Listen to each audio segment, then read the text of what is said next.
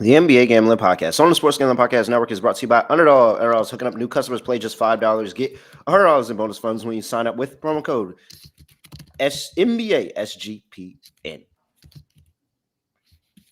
Yes, sir. We are back with another edition of the NBA Gambling Podcast on the Sports Gambling Podcast Network. No me, no the voice, no guys, me, really rough, villain rough, Terrell Furman Jr. here at your service.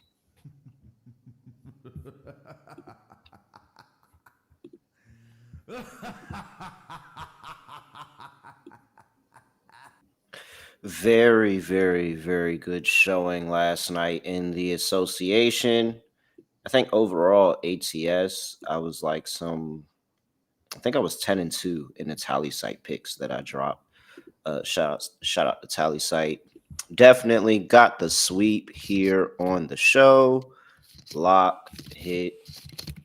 Warriors and Grizzlies game flew over, and then the dog of Trae Young, 12 plus assists. I mean, I told you, 15. It felt like a 15 assist day for Trae Young, and I think he finished with 16. So very good day there. Except for KD. KD let us down, but the Rockets still destroyed the net, so trade off there. Scott Studio Reichel. Scott, what's going on? Scotty, beat me up. Surprise.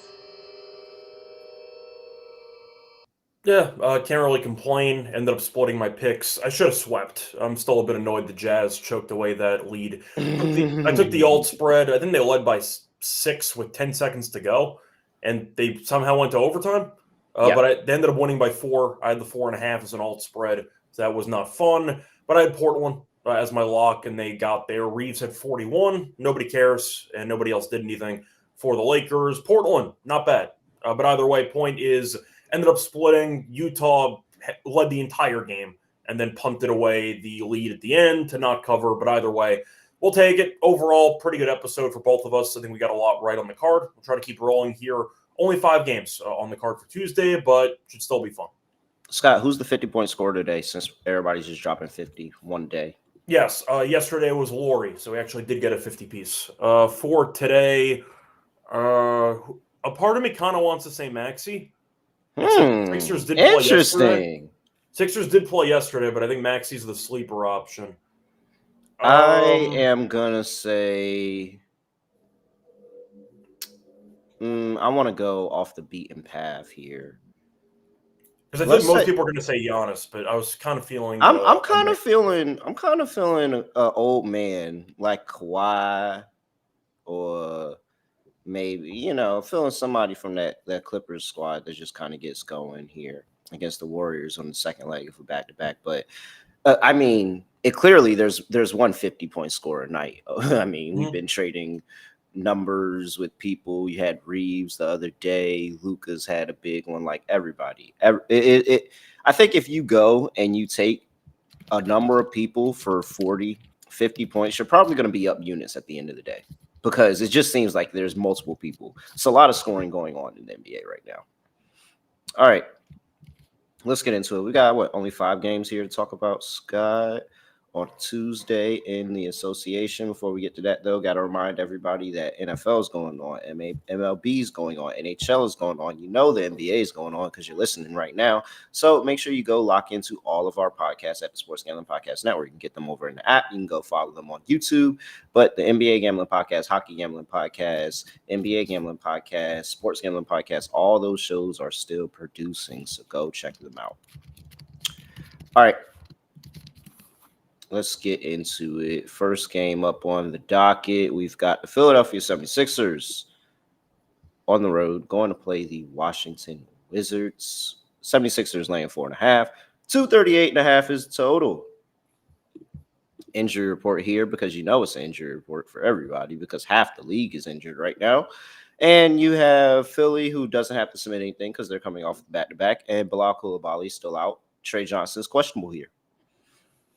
So, Scott, we have a Philly team that, I mean, potentially Joel Embiid said he's not playing back-to-backs, and he didn't play the first leg. So I guess potentially you could say that you might see a Joel Embiid sighting here today. But We just never know, honestly, with the Philadelphia injury report.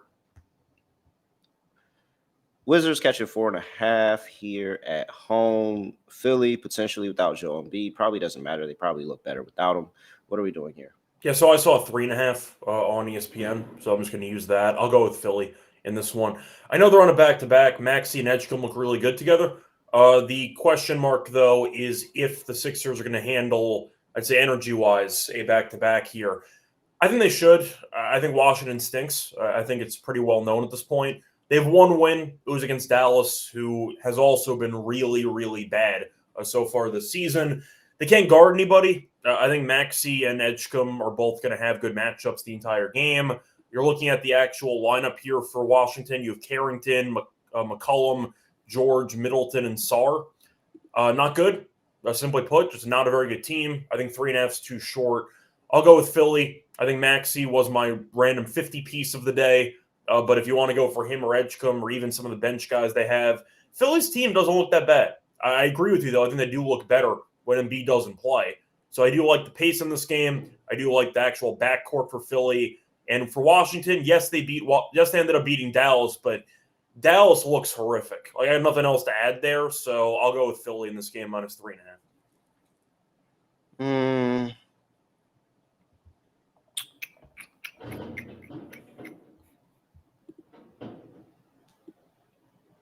I am kind of there, not really. I would like this. I don't think that the gap is as big. Like, I don't think it's as large. I feel Philly's playing well right now. It's cool, all that, but I don't know if the gap is that large between them and the Wizards right now. I don't think the Wizards have been playing necessarily horrible basketball, but it's just the Wizards. Like, that's as good as it's going to get. I think the pace is going to matter here and who dictates the pace of the game, because both of these two teams will kind of succumb to the other team's pace stats. So, like, the 76ers, Joel Embiid's in the game. They can play slower without him. They can play faster. This Washington Wizards team would like to run. And I think that they do like to play at a quicker pace here. It's just how efficient can they be at that pace. Sometimes they can be super efficient. That's what makes it really frustrating betting the Wizards, especially against questionable teams, is that you have a moment like the Mavericks game where they were absolutely on fire and the pace was really, really high. They had a really, really blazing fast pace because they played the Charlotte Hornets. So it's like, how much under control do I think this Wizards team can be in this game offensively? Because I don't think that Philly's doing anything special defensively. It's just how under control and efficient can the Wizards be on offense to be able to score here. And I think they can score. So I think the spread is close. I can see especially at 3.5, I definitely can see the Philly side of things. Once we start getting to 4.5, I'm like, all right, maybe we do need to consider Wizards here, because I think that it could be something like how they played the Charlotte Hornets, where they played this blistering, fast-paced game. It ended up being a 4-point game. Charlotte was up. They were battling back and forth, and they ended up getting a win. I think it could be similar to that. So because of that, I'm going to take the over 238.5. I like points here regardless. I like the over too, but I do want Embiid news just solely based on how much he dictates the pace. Yeah. Because if Embiid is going to be playing in this game, we know Philly's going to try to feed him on various possessions, which is going to kill the entire pace. The thing about Maxey and Edgecombe together, they're two of the fastest guys on the court every time they're on the court. So you want them to kind of get downhill as soon as possible. With Embiid playing, there's definitely a shift in identity, and that results in a slower pace game. So if Embiid doesn't play, I love the over. If Embiid plays, I'm kind of on the fence. So I think I can still get there even if he does play, but it's an absolute. I mean, if he doesn't play, this number is going to go down, and still hammer over at that point. Just be ready for that outcome. All right, that's kind of how I feel, though. I'm kind of waiting it out to see, because I do think if Embiid sits, the line might go down, but I do think there's kind of a reverse correlation there. Less Embiid, you get more points in the game, and more Embiid, you get less points in the game, solely based on pace. So that's kind of how I'm looking at it. All right. Any player props or anything else you want to throw out into the game? Well, I mentioned I think Maxey has a shot at 50, so I feel like that's a good place to start. I think Edgecombe's got a good matchup as well. When it comes to the Wizards, though, I'm trying to think of who I actually like for their matchup. George had a monster game last time out. I think he had or I should say, was it last time out or 2 times ago? He had 34 points. So I don't mind potentially going for George here, who has had 21 plus points in 2 of the first 3 games. His rebounds, though, have been quite good. He's had at least 8 rebounds in each of the first 3 games. So I do think that Keyshawn George has a good rebounding matchups. And we know with Embiid has been rebounding it all. So I do think that Keyshawn George has a pretty good matchup here for the rebounds. It's at 6.5. I like it. I'll go with the over 6.5 and -112. All right. It's all gonna be like very, very dependent on matchup. But I do like Kelly Oubre today. I think Kelly Oubre can have a really solid day. He's coming off a 25-point game in the last time out. 19 before that against Charlotte, kind of getting into a rhythm, especially if there's no Joel Embiid. They're going to need that next level scorer there. And I'm not certain Washington has somebody that can keep up with him enough. It's at 19.5 on the points, rebounds, and assists combined. What's just his points? 14.5 points. Like, I think he can get to 15 points here today, especially in what I believe to be a high-scoring, fast-paced game, especially if Embiid doesn't play. So, yeah, the Embiid news and what ultimately is going to end up happening with him, maybe they sit him out both games here. Maybe they just sat him out the front half, and they're going to end up playing him the second half. But I could find myself betting a Joel Embiid. I also like Corey Kispert coming off the bench here. Had very good games against the Philadelphia 76ers in the past. Big 23-point game last time out. I think he can get some opportunities. It hasn't been dead this season either. It's been pretty good, gotten over his prop. 7 points against Dallas, 11 points earlier against Milwaukee. I think Dallas provided a little bit better defense than what I'm going to expect for this game against 76ers. So I think with that pace, Kispert can get open for a couple of threes and be able to knock them down. So I think 7.5 points for him is going to be a smooth little prop there. All right.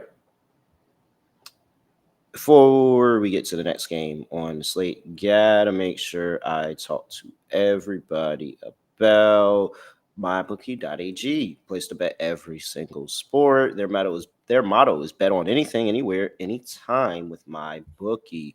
NFL, NBA, NHL, all of that going on. By the way, World Series is going on, and I mean crazy game in the World Series last night. They played 2 games. How much of it did you watch?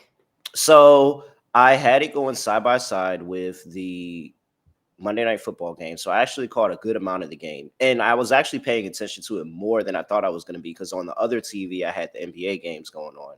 And I just kept looking over. And like at one point, I saw the Kirk home run that put the because I think the Dodgers are up 2-0, and then the Kirk home run was a 3-run home run. It was 3-2, and then the next thing I look, and the Dodgers are back up again. I'm like, oh shit! Like, and I just keep going back and looking. I saw Ohtani hit 2 home runs, and then when I went back to look at the last one, I think he was like 4 for 4, Scott. And I was like, yo, you probably shouldn't pitch them again. And then I don't think they pitched him. They didn't pitch to him again for the rest of the game. They walked him 5 times in a row. So yeah. Yeah, after that last one, I'm like, yeah, we're not doing.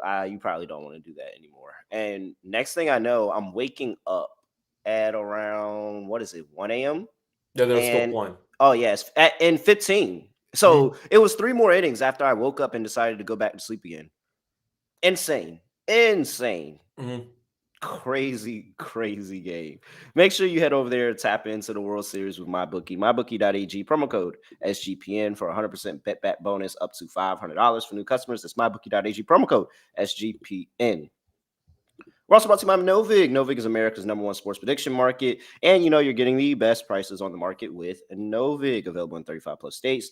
Download the Novig app and get $50 when you spend $5 when you use our promo code SGPN. Get in on the action with Novig, promo code SGPN. Back to that World Series game, too. The defense by the Dodgers, very impressive. I felt like there was a number of times that they made plays at the plate and got an out, and it was like, oh, dude, we needed that. Like, yeah, the Edmund slide throw into third base was nice. Oh, dude, it was nowhere close. Why did he take that? I was watching it. I'm like, dude, that's like, I clearly know. A lot of those times I can't tell if it's out or not, Scott. But like that time, I'm like, bro, it's clearly out. Like, clearly out. Good game, though, but Dodgers pulled it off in the end. Shout out to Metdolf fan who said that he watched the whole game. Insane. To be honest, I was sweating out a couple of Monday Night Football props, so I was kind of waiting for that to end, and then I switched over, so I missed about 5 innings or so, 6 innings. Dude, it was what? It was crazy. So I'm not going to apologize. I still caught like 13 innings, so I'm like what? It's incredibly long game. I couldn't imagine sitting in the ballpark that long. Couldn't imagine. And I like going to baseball games. Couldn't imagine. All right, next game up. We've got who's next? The 7:30. Oh, are we shotgunning the whole way? Oh no, we're not shotgunning the whole way here, but a little bit of a shotgun start to start the day. 7:30 p.m. on the East Coast. We got the Charlotte Hornets on the road going to play Miami Heat. Miami Heat laying 6.5 points. 241.5 is the total. Injury report here, and we have for the Charlotte Hornets, Trey Mann is questionable. No Brandon Miller, no Grant Williams, no Josh Green, and Simone Fontecchio is questionable as well. You know, Tyler Hero's doing Tyler Hero things. All right. With that being said, I mean, this is very clear. Like, it's very clear and easy. We go to the flow chart here. The Miami Heat are playing a game. Are the Miami Heat a favorite? Check yes. Oh, okay. Fade them as a favorite. And I love it because the Miami Heat have been dogs for 3 straight games. 2-1 record, by the way. 3 straight games. And they've covered every single time as a dog. And everybody is forgetting. And this is exactly why it's always good to fade them as a favorite, because they go on this run covering as a dog. And they overvalue this team. And then they start laying all these points. And you're like, wait, the Miami Heat still can't play defense. Like, that is the major part of this. That game against the New York Knicks slowed down in pace, but the defense still wasn't that great. Like, it was better by far, especially from what they did against the Orlando Magic to begin the season. But I'm not a believer in the Heat's defense. I'm not. I think that this Charlotte team, who has successfully forced every single team up to this point to play to their pace, is going to dictate the pace. The Miami Heat are going to follow suit because Miami Heat right now are one of the top teams in the NBA in terms of pace, because they want to run and play fast too. But now you're playing into the Charlotte Hornets. You're playing into their hands, exactly into their hands. This is literally the Charlotte Hornets game where they play a Miami Heat team, they compete, and then they probably end up blowing the game in some last second thing, and then we end up covering the spread still. Oh, it's Hornets plus the points all the way here, all the way. Yeah, so I initially like the over in this game. I do think it looks a little bit scary with the Heat being involved until you realize the Heat are number 1 in pace in the entire league. So Miami kind of reinvented themselves, and they look really good so far this season. They lost the first game to Orlando. That game was close. They were leading most of the way. They ended up losing. It is what it is. Won the next 2 games, beat the Knicks, who are supposed to be the favorites to win the Eastern Conference, basically. Either them or Cleveland. And they look very good. So I don't see them really changing anything. We know that the Hornets want to play fast as well. LaMelo had a triple-double last time out. No Brandon Miller. He can't stay healthy. It is what it is. But I still like the pace involved. I still like the over. But it's a system for us. If the Heat are laying north of 2 possessions at home, no, anything. We're not taking them. Anything. If they're laying anything, do not take them. We're not taking them. So, I'll go with the over in this game. I see a bunch of points, but I also think the Hornets division rivalry might be a close game. I don't mind maybe Heat 1-10, but I'll play it safer and I'll just go with the over instead. I'm very interested to see what the Charlotte Hornets do here, playing now in a step up of competition. Very interested to see how this ends up for them. All right, love over, love Miami. Any player props here? By the way, for the record, every single Hornets game so far, all 3 have had at least 246 points. So they only play fast, which helps out the total. So literally, if you go and you dive a little bit deeper into everybody's pace stats, you'll look and see everybody's pace jumps up for that game. And then you go to the next game and it jumps right back down. Like, the Hornets are speeding everybody up because they are just a bunch of young dudes that just want to hoop. Everything else doesn't even matter. There are a bunch of young dudes that want to hoop. And you know what? If they start competing against these good teams, might have something to say about them because they look good. And I'll let you know this right now. When you watch the condensed game footage of Charlotte Hornets, you're only going to see the ball in LaMelo Ball's hand. As much usage as you think he has more. He has way more. It's literally all LaMelo until he gets off the floor and then somebody else picks up. So with that being said, it starts and ends with LaMelo for me. I have to play some type of LaMelo prop in this game. The double-double is very interesting at plus 130. I think the assists are interesting at 8.5. That's plus 126 too. It's a good price. Yes, very good price. Of course, the scoring is always going to be an option, and he could have one off scoring day and still drop like some 25 points or something like that. Like the scoring is always going to be an option, but I'm very much looking at the assists. I think the double is in the realm of possibility for him as well. Wouldn't be surprised if it's a lot of LaMelo ball here, and the rebounds honestly can be there because how fast they play. Like he's just going to be in the spot and just grab a rebound. So yeah, all over LaMelo ball props. I like Norman Powell as well. They're starting to respect him with the number. I think I saw his number at 22.5. And so, yeah, I still do like Norman Powell to have a good game. I just don't think watching the Charlotte team, they're moving too fast. They're not going to be able to guard him. Norman Powell's going to go north to south really quick. So I think he'll have a big game, some 25 plus points, something like that. Yeah, I agree. I thought about going for the LaMelo assists. You actually can find him to lead the game in assists at even money. David Mitchell, in theory, could beat that because, of course, we know Charlotte doesn't play good defense either. But LaMelo to lead the game in assists. The question is, do you think he actually leads it with less than 9?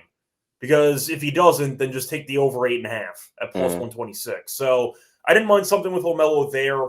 Besides that, though, I feel like you can kind of go a couple of different directions because without Miller in the lineup, you just have more usage on LaMelo. The ball's going to be in his hands the entire game. So I really don't mind going for LaMelo stuff, but I think the assists are intriguing. He's had 10-plus assists in 2 straight against Miami. If you want to go for an alt 9.5, could be a decent price as well. So I'll go for LaMelo assists for this game. All right. Let's see here. Anything else? No, I think that's it. All right. Yeah, all over the Hornets today. Yeah.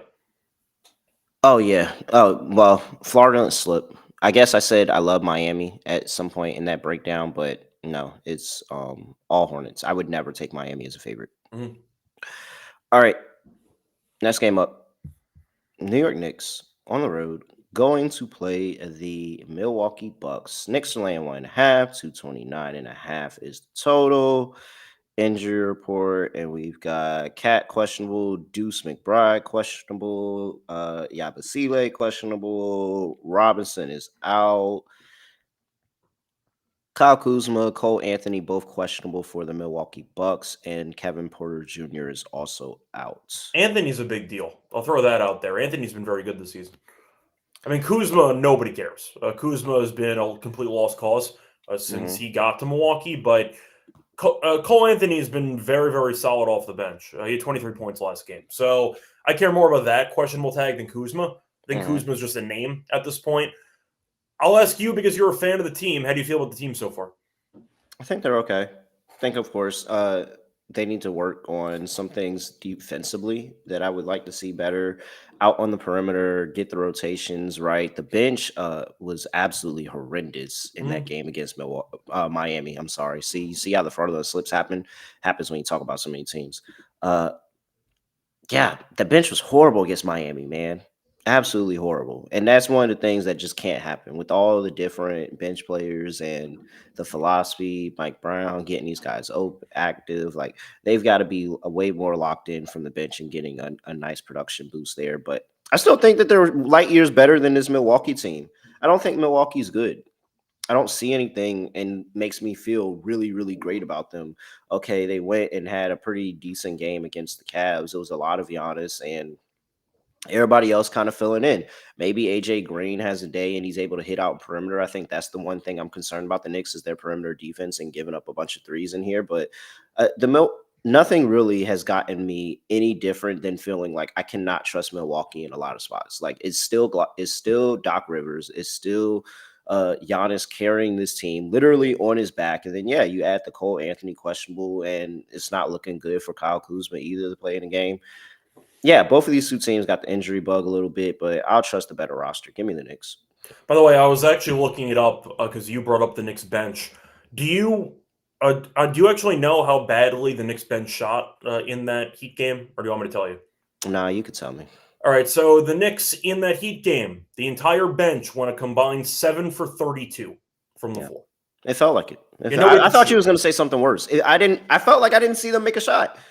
Yeah, Clarkson went 2 for 11. Josh Hart was 2 for 5. Kolek was 2 of 6. So nobody on the entire team on the bench shot above 40% from the floor. So the bench was terrible. It was a throwback to playoff Tibbs Knicks with Brunson dropping 37 and nobody else doing anything the entire game, and they ended up losing. But either way, for this matchup, I actually am going to apologize to Milwaukee and Doc Rivers. I actually like what I've seen. I don't think that they're going to be a threat long-term to actually win the East or anything. But I think they actually look pretty good so far this season. They're 2-1. I know Giannis is doing Giannis things. I get they played the Wizards and the Raptors, and damn, the Raptors can't guard anybody. Lost to Cleveland in a close game on the road. No shame in that. They look really good, in my opinion. I think that the roster actually blends together better than I thought it was going to. They fully embrace the 4-out Giannis isolation style of play, and it looks pretty good. It's not going to work long term. Long term, it won't. I agree, but do I think they can get like a top 4 or 5 seed in an injured Eastern Conference? I think so. I wasn't sure they'd be able to do that. I mean, Giannis averaging 36, 16, and 7 is definitely going to help with that. Cole Anthony, though, is second on the team in points, and he might not play. That's definitely a concern. The thing is, you're basically asking me if I think the Knicks, who are the better team, obviously, based on depth, do I think they actually respond after kind of no-showing a game against Miami? Do I think Mike Brown gets his guys up emotionally for this type of game? Because if the Knicks actually show up mentally engaged, and if the bench isn't totally useless from the floor, they are better than Milwaukee. I don't think there's a debate with that. We know that Giannis can get whatever he wants. Truth is, so can Brunson. If you look at the last couple of meetings, Brunson's owned this team for the last year or two. I am going to go Knicks in this game, but I think I like the over in this matchup. Milwaukee so far has had a bunch of high-scoring games. The Cavs, we know, are a good defensive team. They scored 113, did end up landing 231. Raptors 238, and Wizards were 253. I like the over in the game. As you mentioned, their game against the Heat, they only scored 107. It was mostly because of really inefficient shooting. The pace was still pretty good. They got some open looks. Nobody could hit a shot. So I'm hoping that kind of balances out. I like the over, though. Milwaukee, every game's had at least 231. I see a higher scoring game. Give me the over in this game. One thing I want to point out: Knicks 5-0 in their last 5 games against the and against the spread. By the way, 5-0 ATS and straight up against the Milwaukee Bucks in the last 5. Look at the Knicks points totals here: 116, but that was a total of 218.5. That context is very, very important. They put up 116 points with the 218.5 total. 140 points with the 228 total. 223.5. They still put up 116. 220.5 total. They put up 122. And then highest total on the board a couple of years ago, 242.5, and they still got the 129. So the Knicks are doing their part, and they're exposing the defense, and they have the matchups. They like everything. I like the Knicks team total to go over. I am afraid of what Milwaukee would do, to be honest, and if they're going to be able to keep up with the scoring. But I think the Knicks will be able to score regardless. Yeah, once again, the last point I'll make is I'm still not totally high on Milwaukee long term, but they are better than I expected out of the gates. But if Giannis misses his inevitable 10 to 15 games this season, they're screwed because Giannis does everything for this entire team. Yep. So there you go. I just want you to know, yeah, there's no shot they win a game without Giannis. No, but right now to start the season, they do look better than I thought. Yep. That's all I'm going to say. I'm not impressed, but there we go. Well, going in, we thought they might be like a 500 team. I think they look better than that. But we'll see. Player props, anything?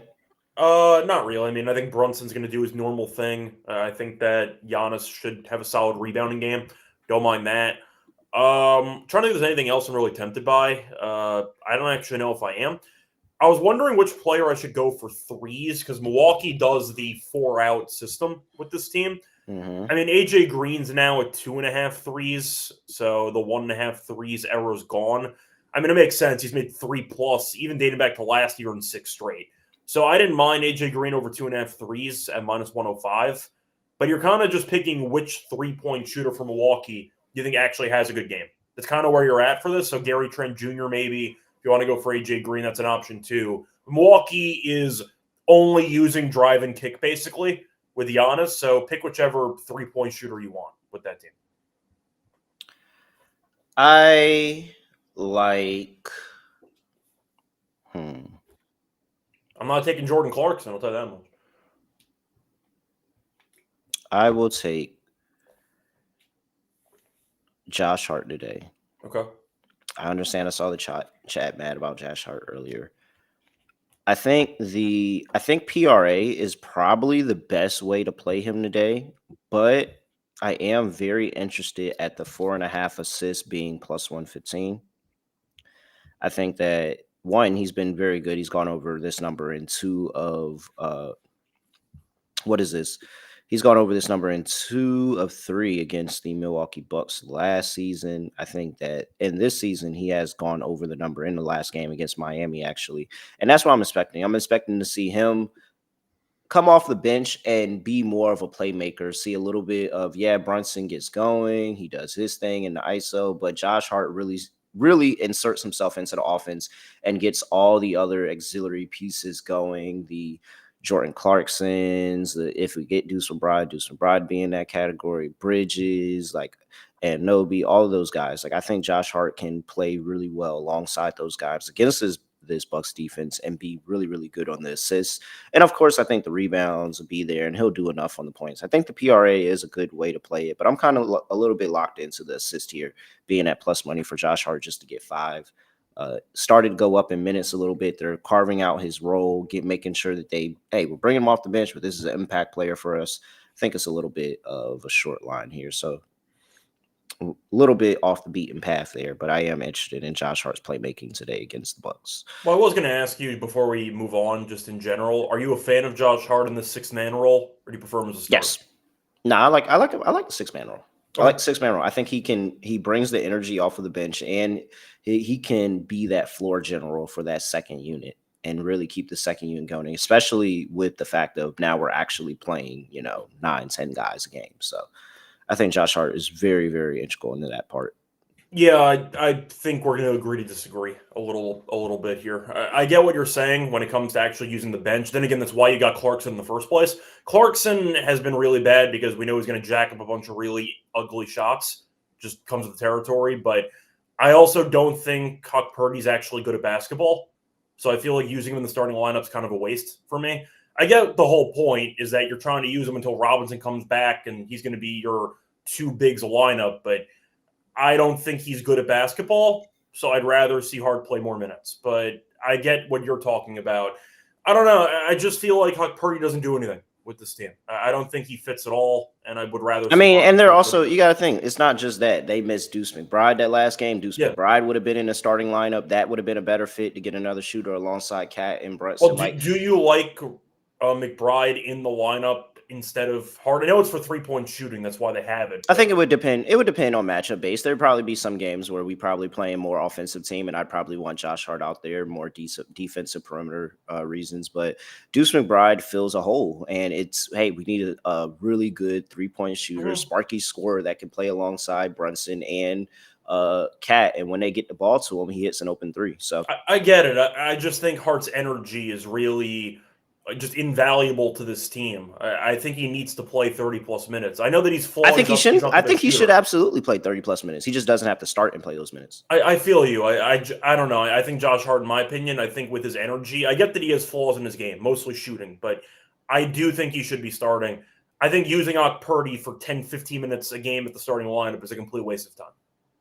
Yeah, so. No, I don't. I'm cool. I understand that. It's just when Mitchell Robinson comes back and Deuce McBride is back, the team looks different, and it makes a lot more sense when Josh Hart is coming off the bench. I get it. I just think that with Robinson being out for, if you even want to mention rebounding, we know Hart can get you a triple-double in some games. I think Hart should be starting, but we'll see what happens. Yeah. Agree, disagree. Yep. All right. Let's see here. Before we get to the next game on the slate, got to talk to you about Underdog Fantasy. Underdog's got a brand new offer for new customers. Play just $5. Get $100 in bonus funds when you sign up. Use that promo code NBA SGPN. We've gotten a number of games out the way. Scott, let's go ahead and draft up a nice little Underdog lineup.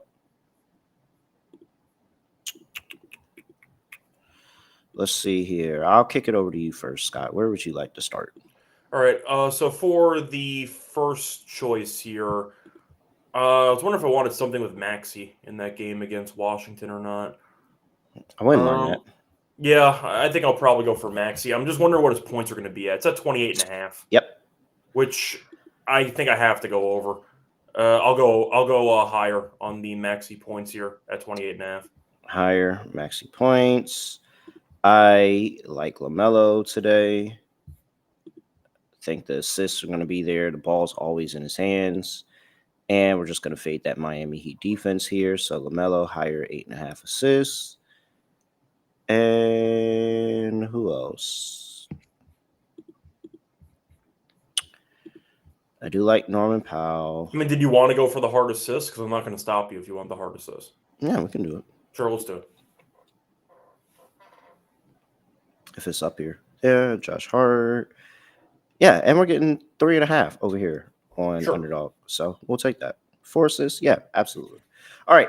Tyrese Maxey, higher 28.5 points. LaMelo Ball, higher 8.5 assists. Josh Hart, higher 3.5 assists. And then Underdog, shake it up. You're going to get 5.86x. $100 gets you $586. Make sure you use that promo code NBASGPN.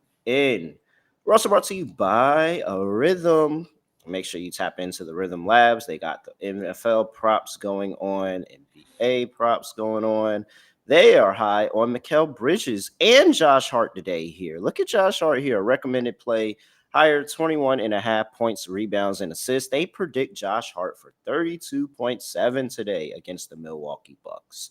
So make sure you go lock in with Rhythm. They're about to have the smart signals drop for the NBA soon with more data, but they're already cooking up in the NFL. So make sure you go check it out. SGPN25 for that promo code when you get your first month, 25% off with Rhythm. SGPN25. Make sure you go check out Rhythm. All right. Where are we at here? The next game up. Sacramento Kings on the road going to play the Oklahoma City Thunder. Thunder laying 10.5 here. Let's open up at 11.5, Scott. 227.5 is the total. Injury report here for the Oklahoma City Thunder. And we have nothing to report because they did play yesterday. Keegan Murray, Nick Clifford still out for the Kings. OKC 4-0. Shocker. Yeah, because it definitely didn't look good at different times. But with no J-Dub, they're 4-0. Yeah, pretty much. And multiple injuries across the bench. They came off the win yesterday. Dallas 101-94. Didn't end up covering the number. Knew that if something was fishy about that, but they did get the win. All right. I mean, like, I think the Kings are a horrible basketball team. So. Yeah, I was like, so what's the evaluation of the Sacramento Kings right now? Like, they're bad. I mean, you look at the roster makeup. This team would be so good if it was 2014. They'd be so good if we were still in like middle school, but we're not. I graduated years ago from college, so unfortunately, this team's not very good. I mean, the issue is pretty simple, Sacramento, and you're looking at all the people on the roster, but it also comes back to one of the best players. Sabonis is the worst rim protector in the entire league, and when you have bad perimeter defenders and no rim protection at all, you are going to give up a ton of points. And the one win they had was against the Jazz in a game they trailed in with less than 10 seconds left. They pulled off the win. But I don't think this team's any good, like at all.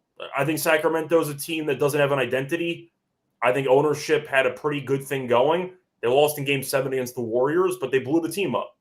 And because of that, now they're back to where they normally are, just being a bottom feeder in the West that nobody cares about. And they're the Sacramento Queens again. Shout out to Shaq. So I'll go with the Thunder because why not? I don't think the Kings are good at basketball. That's my thought on this team. My thought on the Kings is they were forsaken ever since they pump fake move into Virginia. That was it. When it was a point in time. A lot of people don't know this lore. I'm about to drop some crazy Virginia lore here for you. We were so excited because it looked like the cities were getting the money together. They were going to build this big, huge, mega arena, and we were about to, the Kings were looking to sell. There was conversations going on between the two, and it looked like that they had a buyer. They were going to bring the team to Virginia, and it all crumbled. And they've been horrible ever since. Just want to throw that out there. One playoff run, but absolutely horrible ever since that happened for me way back in middle school, high school, something like that. Yeah, I mean, the defense hasn't looked good. They played a close game to the Jazz, and at this point, I don't even know what that means anymore. That actually could be something decent. But horrible, ugly game, blowing that game to the Suns. Well, to be fair, road Jazz. We'll separate road and home Jazz. Very much true. It was road Jazz. I just don't know I don't know what stops they're going to get. I don't know what stops. They're just going to have to score to keep up. And if we lose this because they score some 120 points and OKC scores 130, then you know what? It is what it is. But it's all good. Look, shout out to Daquan. Daquan know the Lord. We were so close to getting the Kings as an actual NBA team. We were really, really excited. I was gonna be a Kings fan at that point. I would have been a Kings fan. And you know what? Life could have been so different. Imagine the parallel universe that Virginia has an actual NBA team. We would have treated them with love. All right. Back to say that again. I'm all over OKC here. Give me OKC laying the points. I do want to point out, though, that the Thunder did have, of course, the 2 straight double overtime games. So they did give up more points than, it's kind of fair to them stats-wise. Yeah. They gave up 104 in regulation to Houston. The Indiana game was fast-paced. They gave up a decent amount of points in that one in regulation. 100 to Atlanta, which is very impressive. And, I think the Mavericks stink. But they gave up 94 to Dallas. They're a very good defensive team. And I do think if the Kings can't get any stops, if you expect Shea to have a crazy game anyway, I still think OKC's defense can clamp this team. And if that happens, I just don't see enough stops for the Kings to keep this close, especially in this environment with the crazy home court advantage that the Thunder have. I think they win by like 15. All right. Let's see. Totals at 227.5. Player props, anything here? For the total, I'm actually kind of torn because the Thunder can get to 120, but I'm really not sure the Kings get to like 110 in this game. Because I said a second ago, the Thunder have held 3 of their 4 opponents to under 105 in regulation. So I'm not sure the Kings actually do get to 106, etc. So I'm kind of just torn for the total, but I think the Thunder cover. So that's kind of my main thought. I think you're taking your pick of what's more likely, the Kings team total under or the Thunder team total over. Yeah. I'll take the Thunder team total over and just say they get back into a groove offensively and get the scoring again. But yeah, not much to like in that one. Ugly game. Player props, anything else in there before we move on? If Reeves can drop 51 on your head, I think SGA can probably drop, north of 30. So blowouts might be a concern, which of course is an issue when you have a matchup against a complete bottom feeder. But I got to go with Shea. They gave up 51 to Austin Reeves. I know Reeves had 41 against Portland last night. I get all that, and SGA is now with 32.5 points. I still think Shea's going to have a monster game. I don't know how they're going to guard him. I don't think they can guard him. And I think Shea can do what he wants. So I'm trying to see quickly if I can find the first quarter points. At 8.5, so far this season, he has been going under. He did play all 12 minutes, though, against Dallas in the first quarter. I'll point out against the Kings, he has scored 12-plus in the first quarter in 2 of the last 3. So I actually didn't mind Shea first quarter points over 8.5. Chet's been very aggressive. I see Hunter mentioning the Chet double-double at a plus 139. Yeah, he's been very aggressive to start the year. I like it. They have no rim protection with Sabonis. So yeah. I think the Thunder just got a free roam to the basket the entire time. And that's what just makes it hard because anybody could get that free range to the basket. But I like Chet here. Give me Chet. Over, 19.5 points. Is that plus money? I think he can get to 20 on this Sacramento Kings team, honestly. I think he's been very, very aggressive to start the games. Just got to keep the momentum going throughout the duration. He's got a 28-point and a 31-point game already this season. 19.5 does feel a little bit short for the guaranteed second option on the team right now. Mm-hmm. All right. Clippers on the road going to play the Golden State Warriors. Warriors on Another back-to-back here, Scott. What a brutal schedule for the Warriors to start the season. So many games. Clippers are laying 2.5 on the road. 225.5 is total. Clippers, Bradley Beal is out. Kobe Saunders is out. Jordan Miller's out. Warriors, we'll see what they do and who they decide to play on the second leg of a back-to-back. Did Al Horford play yesterday? Let me check. If he did, he's not playing this game. If he didn't, he's probably is playing that game. It's probably the only thing I can tell you for certain. Al Horford did not play. Yeah, so he's more than likely playing in this game here. All right. Yeah, old man bowl. It's like, aren't these like two oldest teams in the league? They're definitely up there. Like, yeah, 36. I think he's 35. Yeah. Yeah. I have to imagine they're two of the oldest teams in the league. Yeah, gotta be. Okay. Well, I mean, if there's a spot for the Clippers, it's probably playing the other old team in the league, coming off of back-to-back. Not saying that this is indicative of any vote of confidence that I have in the Clippers right now at this point in the season. But the Warriors, you can't slow them down. I think the Clippers would prefer that. The Warriors probably don't want to get up and down on the second leg of a back-to-back anyways. So I expect it probably to be a slower pace game. Play them a little bit more out of the half court, probably some inefficiencies here or there because I'm just not high on the Clippers at all. That call against them and the Portland Trailblazers, I mean, it was just way too many points for them. And at this point, it's pretty simple. If they're playing another old team, they probably look pretty decent. But if they're playing these young guys that go up and down the court, they're not keeping up with them. And so I like the Clippers here. Late at 2.5, nothing really to feel good about, but it is a really, really tough start of the season for the Warriors. Yeah, so quick trivia question. Do you know the current streak in the head-to-head between these two teams? No. Which team has won X games in a row?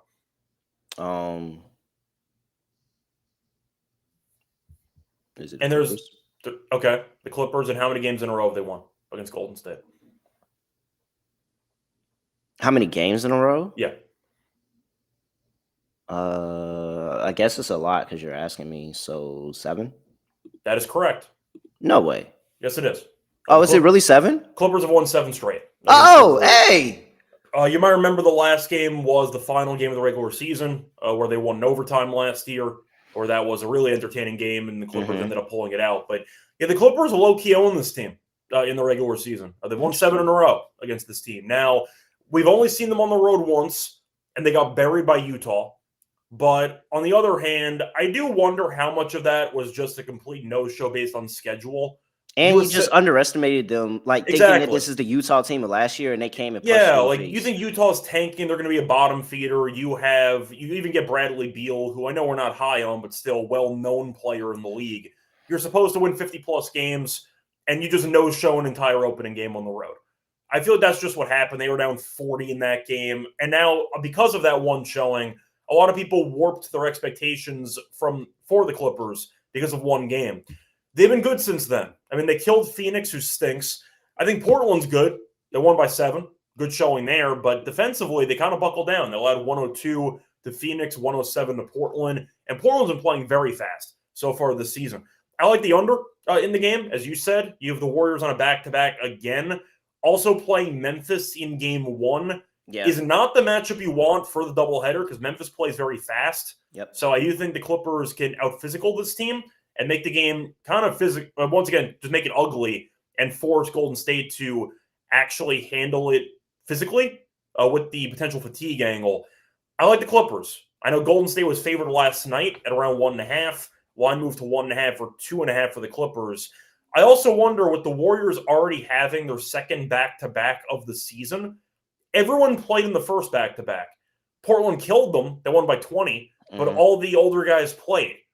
Is there a chance they sit some people? I don't know. Because what is this? The season just started. And it's such a horrible spot for Golden State again. I like the Clippers minus 1.5, so I'll take the Clippers in this game. Yeah, you're immediately starting the season, and you're playing 5 games in 7 Which is just a brutal spot for the oldest team in the league. So I like the Clippers anyway. Yeah, but Clippers laying 2.5. They've won 7 in a row against this team. Yeah, I hate to say it, but yeah, Clippers laying 2.5. I agree with you. Under this time around, 225.5 is total. I wouldn't be surprised if multiple people sat out for the Warriors here because Do you again, think there's yeah? 5 games in 7 days to start the season is insane. Do you think that there's a Horford for Draymond swap here tonight? 'Cause that's kind of what I'm expecting. Yeah. Yeah. I can agree with that. Draymond did his best to get ejected last night Because he why didn't didn't you play come Horford out. the first game?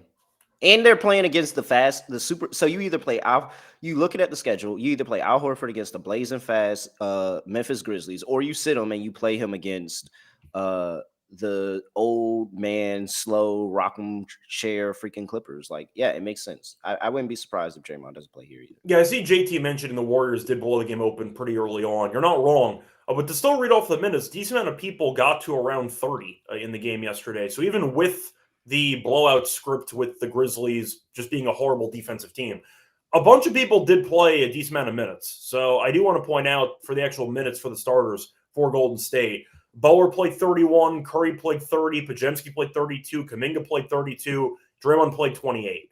So you still had a decent amount of minutes played by the starters, and now you're traveling back to – sorry, you already in Golden State. So no travel, but now you're playing the Clippers. I think it's a good spot for the Clippers. So, yeah, give me LA in this game. I like the under, though, with the matchup. I know we don't have anything for the Warriors, but any player props, anything? I think Harden should have a solid game. I thought about maybe going for his assists, actually, if I wanted it. Let me just see. His assists were at 9.5, though. But we saw him have 13 against the Portland. He had 11 in that bad game against Utah. He has had 10-plus assists in 3 of the last 4 against Golden State. I didn't mind Harden assists at 9.5. The over's plus 125. I didn't mind the value on that. I will go with Zubac today. Okay. I think if Harden gets his assist, it's going to be a lot on the pick and roll with Zubac. Forcing Al Horford if he plays, and if he doesn't play, then I mean, what is it? Post to guard on the inside, keep him off the glass. Like, I think Zubac can have a really good game. He's had 17, 11, 17, and 18 on the rebounds recently against his Warriors team. He's had very good on the points, 22, 17, 8, and 23 on the points. So Zubac, points, rebounds, double-double, all of that. I think he can have a really good day here. All right. Now, lock dog. All right, Scott. All right. For my lock, I think I'm just going to go back to the last game. They've owned the head-to-head. It's a great spot. I'm going to go for it. Give me the Clippers in this game. It's really tough when you play basically like 5 games in 7 or so, or whatever the hell it is for Golden State when you're the oldest team in the league. I think it's a bad spot. Clippers have beaten this team 7 straight times. The Warriors have not beaten the Clippers since November 30th, 2023. Like, it's been a long time. Give me the Clippers in this game. I think the job done. It might not be easy, but I think they survive. I'll go with Golden State to keep the game somewhat respectable, but I think they fall short. So I'll go for the Clippers in this one. For my dog, I do think I'm going to go with a play that I've been using in the past, but I have not used this season. I know it goes in, I'd say, hand in hand with what we normally do when the Heat are favored at home. I'm not picking the Hornets to win outright. I do think Brandon Miller being out is a big deal, but I'm going to go with the Heat, 1-10 at plus 170. Close game, comes down to the wire, but I do think Miami's depth is better than Charlotte's, and I do think that Miller being out is a big deal. Give me Miami, 1-10 at plus 170. All right.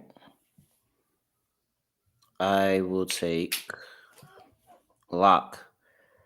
Charlotte, Miami over 241.5. Way too much piece. Not enough defense in the game. Dog.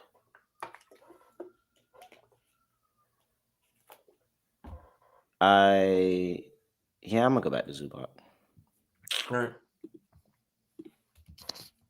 So how do I want to play him? I'll help you look for Zubac stuff. His rebounds are 10.5, so you can't really take that. It's like, do I want to alt the rebounds? Do I alt the points? Well, I am going to throw out he has had 19 plus points in 2 of the first 3 games. Against Golden State, he has had 22 plus points in 2 of the last 4, 17 plus points in 3 of the last 4. You can get 17.5 points at plus 164.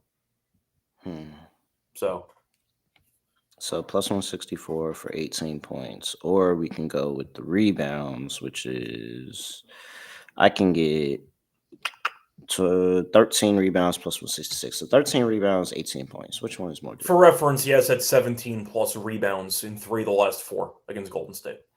Yes, very good. I do like that spot. Let me see. Is there an alt on both? That is interesting. 30 for both. No, I don't want to do 30 for both. All right, let's just do the rebounds. He's the biggest thing out there. And those are really consistent. 13. No, Scott said the 18 points. I'm going to go with Scott. 18 plus points for Zubac. That's what I'm playing. I mean, if you wanted to, you could, in theory, alt both and take a same. Oh, yeah. No, I'm more than likely going to end up alting both. I don't even mean an extreme alt. I mean, if you wanted to go for like 12 rebounds with like 15 points, you could do some type of combo alt if you wanted to. 15 points, 12 rebounds, plus 216. Yeah, you can do some combo there. Because you're assuming if he gets the points, there's probably some offensive rebounds attached to it. Okay, now, so let's say he doesn't get to the line. We get Harden on a pick and roll about, 3 times, 4 times, 8 points. Couple of offensive rebounds, put back. We had 4, 12. Okay. Yeah, let's do 15. All right, we'll do it that way, Scott. I like that. 15 plus points for Zubac, 12 plus rebounds, plus 214. Not bad. Warriors got to find a size issue. They got to solve that issue. The best Warriors teams always had a pretty decent big. Man, they lost Looney. Pachulia was playing well at one point. Like, there was one more guy that I can't remember off the top of my head, but JaVale McGee. Oh yeah, McGee gave him some. McGee was good for them. I missed McGee. Yeah, he gave some good minutes. Like the Warriors play their best ball when they have big. Shout out to ring chasing Boogie Cousins. Oh, dude, he was there for a bit. I think it was one season. Cup of coffee. Yeah. All right, there we go. I hope everybody got that. Over Miami and Charlotte. Zubac, 15 points, 12 rebounds, plus 215. Scott, anything else for people before we get up out of here? No. Once again, not many games tonight, but looking forward to it. Should be fun. And yeah, besides that, there's another baseball game tomorrow or tonight. So there you go. Oh, they got to play again tonight? They don't even get a day off? Oh, you don't understand. Ohtani's pitching tonight. Oh, well then. He got on base 9 times yesterday. He's pitching. So that's the fun wrinkle in the thing. But does that tire you out? You're tired? I have no idea. Ohtani's also a freak I was about to say, yeah. I was about to say, like, I don't know if it matters. Train your kids to be like Ohtani. If I'm having a kid, I'm showing them pure Ohtani film. Get like that. Do that. All right. If you didn't know, by the way, the Japanese take their baseball very, very seriously. If you weren't aware of that, oh yeah, lashings. They are a serious baseball country.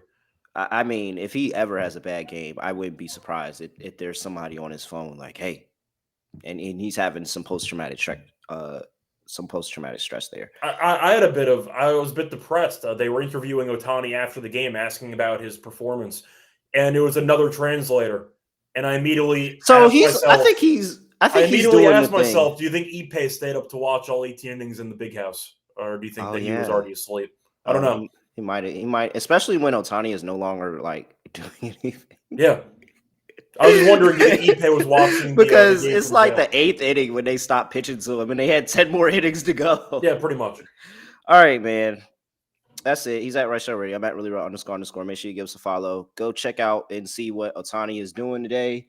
I don't know. I might end up betting him, so I think that's going to be the kiss of death that he doesn't do anything. But they just played 2 whole baseball games last night. It's probably not a good day. Well, I don't know. Ohtani's a freak of nature. All right. At SGPN NBA on X, make sure you give us a follow. NBA Gambling Podcast on YouTube. Make sure you like the video, drop a comment on the way out, all of that. We did Underdog in the middle during the read, so just go, got to rewind and get into the Underdog read. We did that in the middle of the show. But other than that, I have nothing else to say, nothing else to do. No other way of ending the podcast. Just going to end it like